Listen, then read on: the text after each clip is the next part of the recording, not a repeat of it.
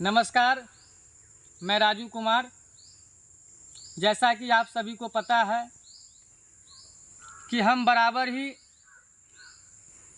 अपने पंचायत को मुद्दा को उठाते रहते हैं। साथियों, मैं इसलिए पंचायत की समस्याओं को उठाते रहते हैं कि कम से कम अपना पंचायत सुधर सके, गलत करने वाले के खिलाफ हम लोग आवाज़ उठा सके। तो आज का मेरा वीडियो बनाने का मकसद यही है कि हमारे पंचायत राज बर्री के अंतर्गत पता चला है हम लोगों को, और हमने जाकर जायज़ा भी लिया और पता भी किया कि बात सही है कि नहीं। अभी यूरिया खाद और डीएपी खाद दोनों का सरकारी प्राइस कुछ और है, जो सरकारी प्राइस है उसका रेट कुछ और है, दुकानदार लोग कुछ और भाव में बेच रहा है।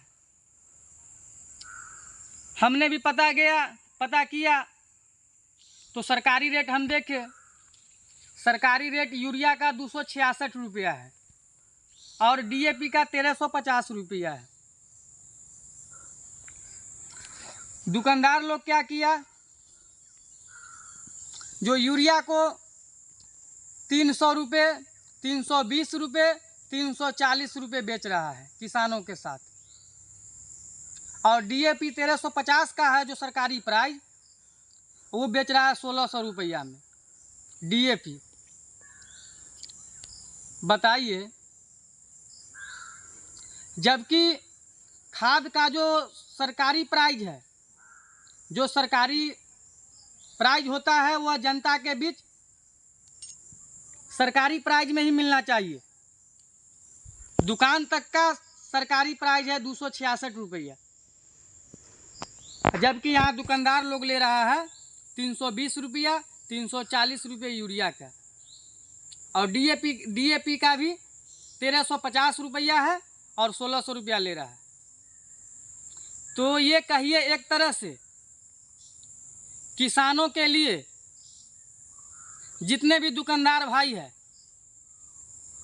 सब उनके साथ छलावा कर रहा है, धोखाधड़ी कर रहा है, फ्रॉड कर रहा है। यानी हमको पता चला तो हमने गया और हमने भी पता किया, सेम वही रेट दुकानदार बोला। हम बोला ठीक है भाई, हम डीएम साहब को फ़ोन करके बात करते हैं। हम डीएम साहब को कॉल लगा के बात किए, सर ऐसे परेशानी है हमारे पंचायत में, सरकारी प्राइस कुछ और है और दुकानदार लोग कुछ और भाव में बेच रहा है खाद को। तो डीएम साहब ने बोला ठीक है, हमको आप मैसेज कर दीजिए, कल हम कृषि पदाधिकारी को बोलते हैं, उस पर जांच कार्रवाई करेगा।